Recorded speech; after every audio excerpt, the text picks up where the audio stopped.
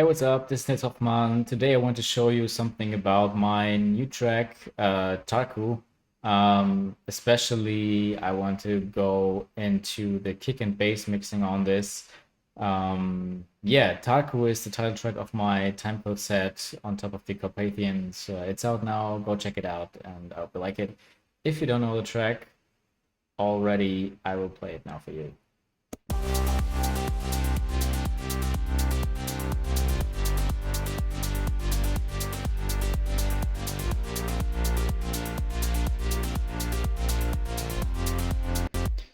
So first of all, yeah, a basic thing about kick and bass mixing is that I always try to separate kick and bass as much as I can and then bring them back together, sending into a kind of glue compressor thing. Yeah, speaking of that, I send my kick group and my bass group to this compressor here. It's an SSL compressor, a very short attack, short release. And in this case, I went for a ratio of 2. Sometimes I do the ratios very high, but I usually always go for a 4 dB of gain reduction in this case. Yeah, in this case, it's also somewhere around that area. First of all, so what do we got? We have a kick drum here, which I made in kick 2. Sounds like this. And you see in the plugin that it's basically only playing on G and D notes. So the track is in G minor and the seventh above that is of course the D. So I only use these frequencies so that the kick drum is in tune with the track. I try to when I use legato bass lines, which I do very often, I try to make the kick very short, somewhere around 1/4 note. In this case, it's a little longer, which is not, yeah, it's not a bad thing in this case because it sounds right. Yeah, I think it should have been somewhat around, I don't know, 520 maybe or so. That would have been exact, but yeah, I didn't do it. So next up is the top layer. It's a sample from Splice.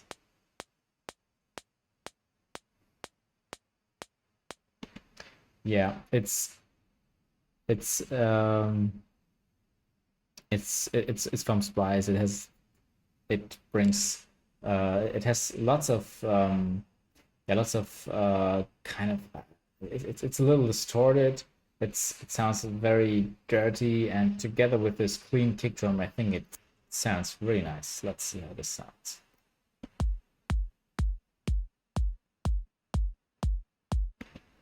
Yeah.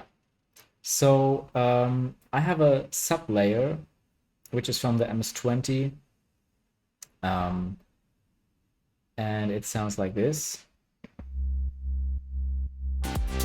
I have a bass line that I did in Diva, which is playing 1 octave above this sub layer.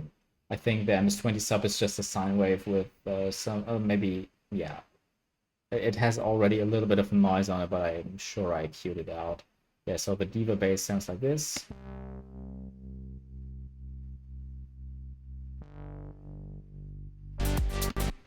Then we have a step bass, which, yeah, sounds like this. It has lots of noise, it's very short, and has this nice attack. Yeah. Then we have always in the B part of the drop, there is this bass layer where we have the bass line playing the seventh above the root notes, well, above the other notes, and it sounds like this.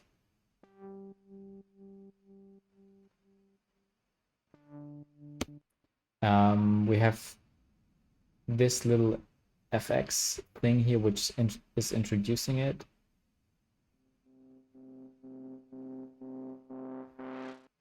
It's just this seventh layer reversed, so, and has a volume automation.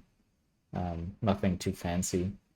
Um, yeah, I have this this sound here is from one of the first demos, and I tried to do something with it, but at the end of the day, I deleted everything what I did on this bass channel and just put exactly the sound in that I had in one of the first demos, and it, yeah, it does the job. So sometimes you can leave things like they are when they really work nicely. And yeah, this bass line sounds like this, and yeah, brings in the drive.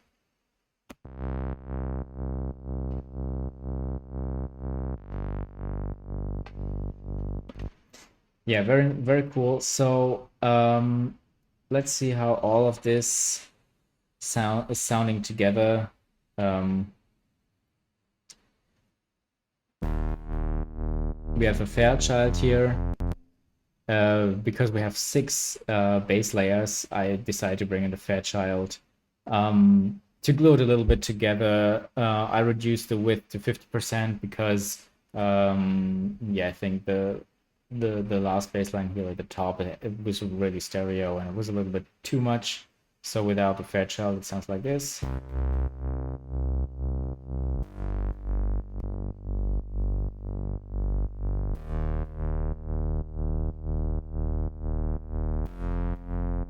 Yeah, it has a little more it has a little more vibe and sounds like one thing, which is the purpose here. Yeah, let's move on to the EQ settings. No, first of all, let's move on to the gain staging. I used the Voxengo span, and as you see, the Voxengo span has like different, yeah, quarters, and here you have the frequencies, and here you have the volume, which is in 60 dB ranges, and I always try that my instruments have a 60 dB range in between them, and I think this sounds really clean, really nice. I always mix them down by ear first, and then I see where roughly does the instrument to be in the track, and then I tidy it up in this Voxengo span. So we see here, for example, the kick is peaking at, I think, somewhat around minus 54.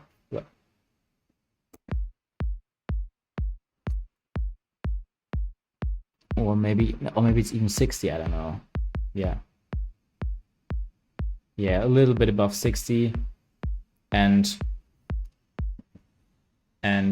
I always try that the bass line and the kick together either peak at 6 dB above the kick drum or 12 dB above the kick drum. Depends on what sounds better. So for example, with the sub bass line here, it should be around minus 48. Bring in the other bass lines in. For example, this one here,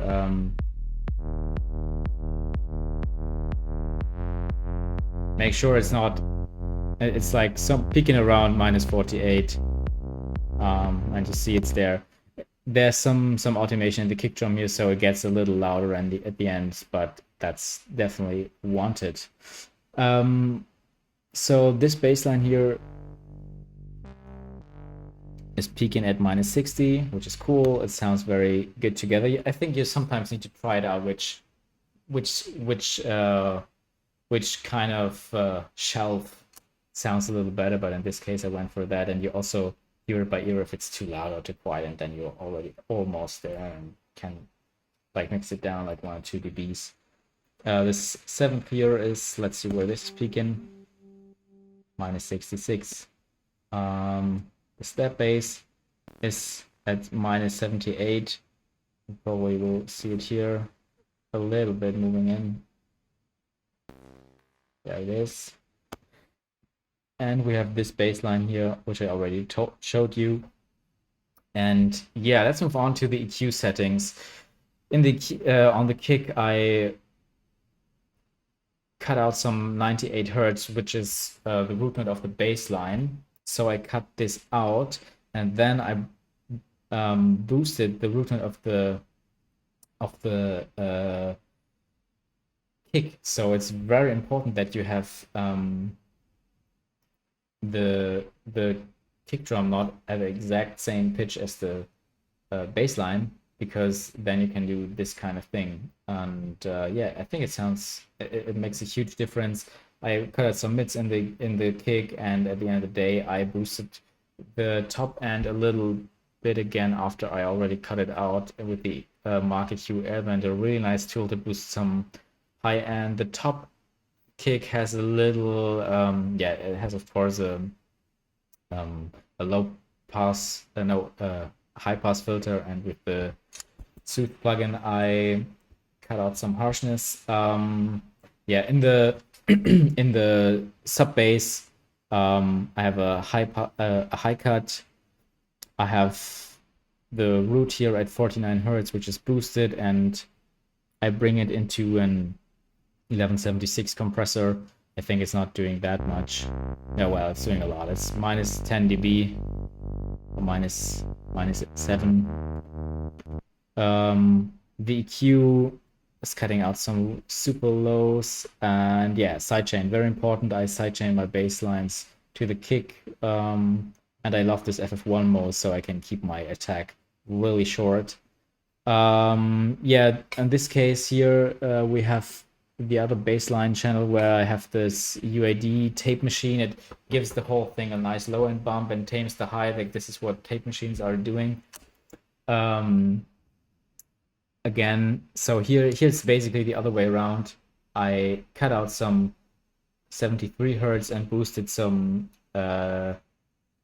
98, opposite to the kick drum, which is kind of what we want, and put it into an 1176 compressor. Sounds like this. Yeah, does a lot. This thing here has some high-end cut,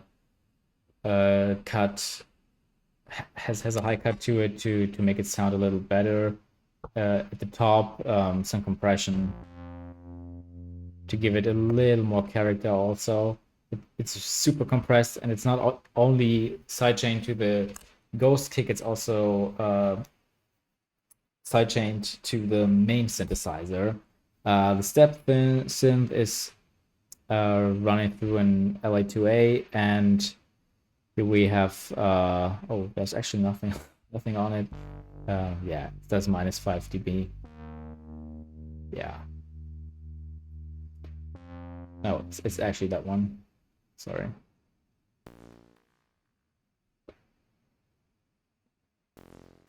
Yeah, this thing is only sidechained, and then here is the baseline from the first demo. It has, I cleaned up the low end a little bit, and also it runs through an CLA 76, Saturn, Decapitator.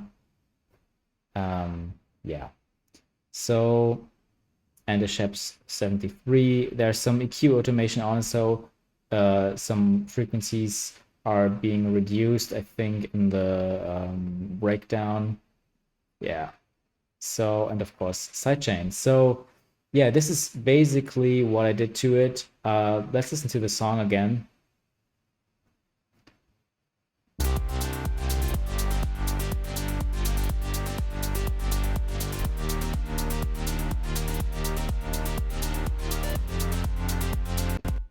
So yeah, and I forgot to say something about the kick group. There are also some movements here, a little nicer and rounder high end, and some muddiness cut out. I sent the kick also through my parallel compression compressor, and of course through the, oh, actually that was off, but and I also sent through my drum bus compressor. So yeah, I hope you enjoyed this little tutorial. I hope you enjoyed the song. Let me know if you have any questions about it, and yeah, I hope to see you soon somewhere. Bye bye.